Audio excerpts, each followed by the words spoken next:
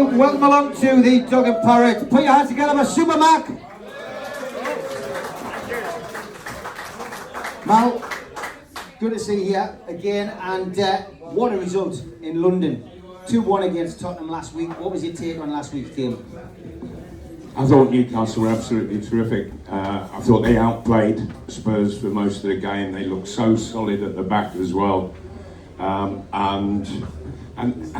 topped all of that with the great reaction of Wilson.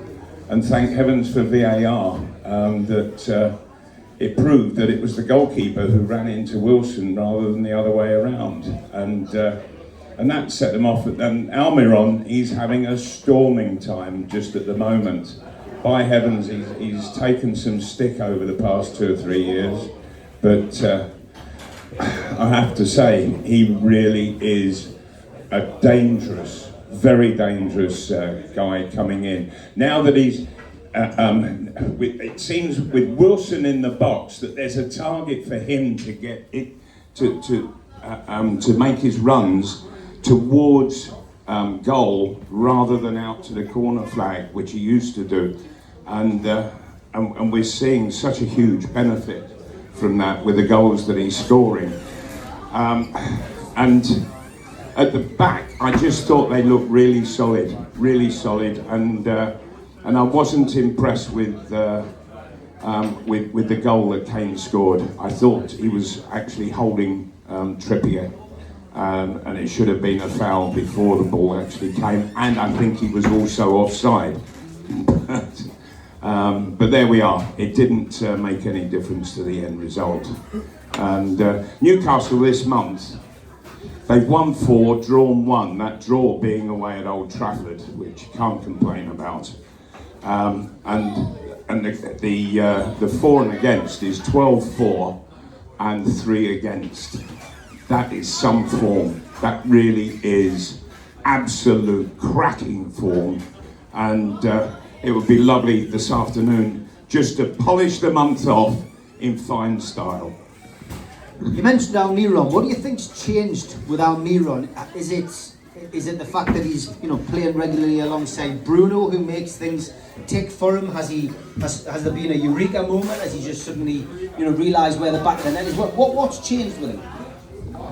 Well, apart from Eddie Howe sticking a rocket up his arse, I really truly believe that the fact that Wilson is now back in the side and Almiron has sort of switched on to that fact that there is a man permanently in the penalty area when we're attacking, and so his direction of run is more towards Wilson, where it used to be wide to the corner flag, because without Wilson we do tend to have a bit of an empty penalty area. And so I think a lot of it is to do with Wilson. And Wilson, we know at some point will be out with an injury. And it'll be interesting to see whether Almiron slips back into his old ways or is able to continue in this very positive run that he's on at the moment. Photographs circulating on social media of the Brazilian manager in town having a meal with Bruno. Do you think he's come to look at Bruno and Joe Linton? Quite possibly, yes. Yeah, Bruno is quite exceptional. Joe Linton,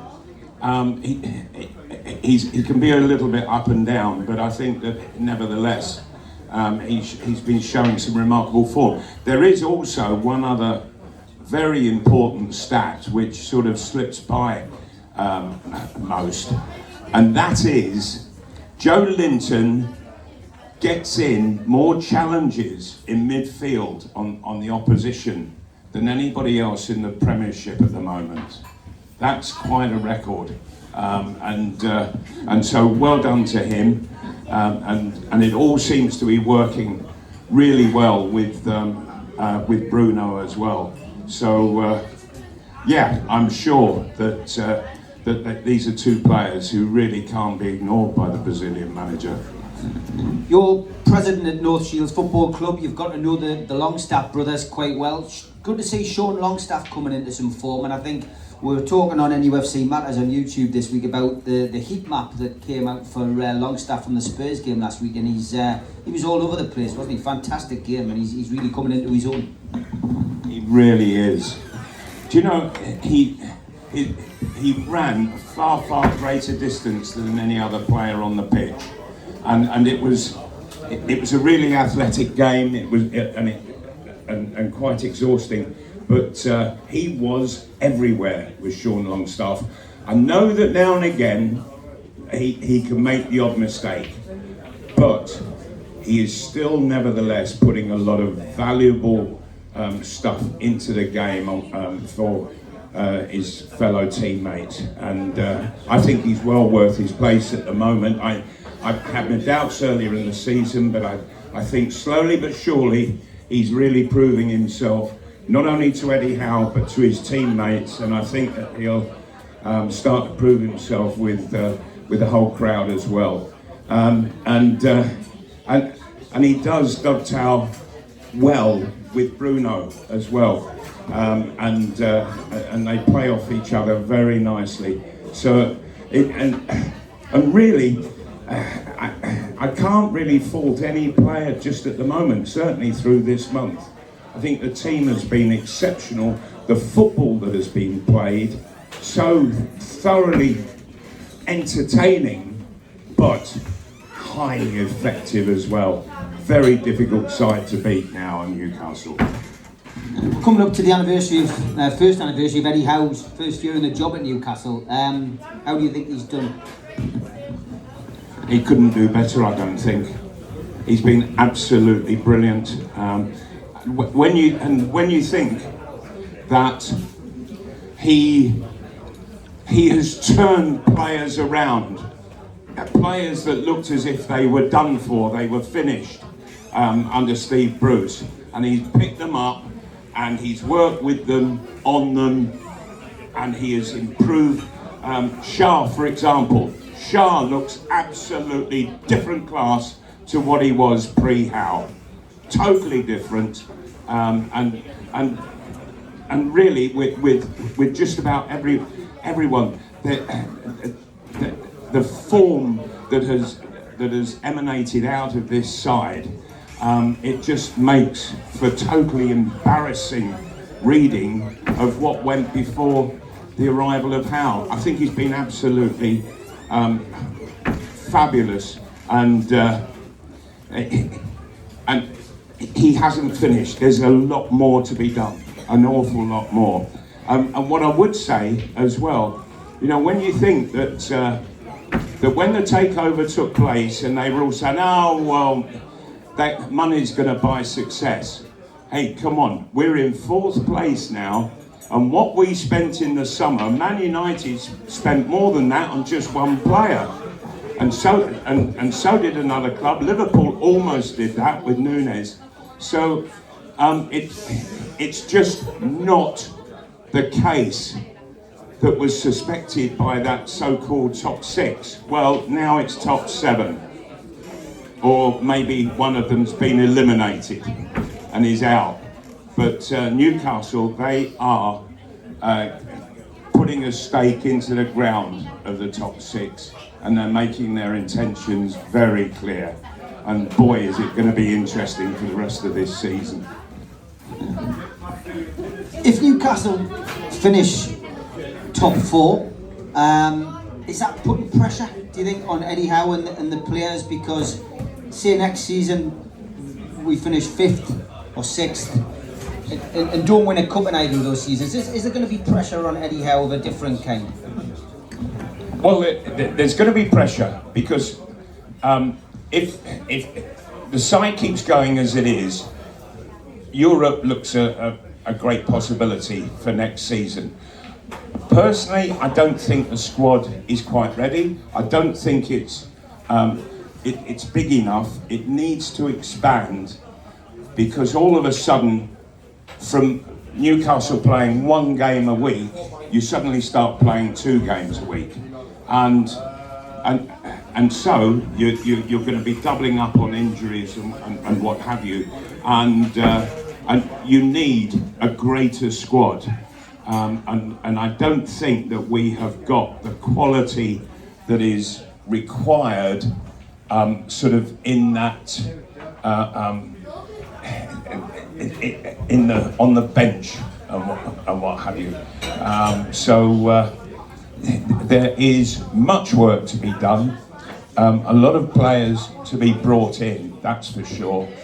But well, if we do get into Europe this season, why not? Let's go for it. But we could suffer in one or two other ways. But it'll be great experience, certainly for the players, and I think certainly for all of us. Aston Villa at home today. Had a win last week. It was a bounce. It was called the not having Steven Gerrard in charge of your football team bounce. They've got a new man at the helm, but he won't be in the dugout today. Unai Emery, somebody who, of course, was linked by the press at least, had taken Newcastle's job before Howe. I'm not sure how much truth in that there was. But how do you see today's game going? The way Newcastle are playing, there is no reason for them to fear anybody at all. And Aston Villa, okay, so they've had that victory after the manager is sacked. It happens so often with clubs who sack their manager and all of a sudden the team really put on a display, but then they have a tendency to sort of go back to the usual form. And so I don't think there's much to worry about today, because Newcastle are so well organised.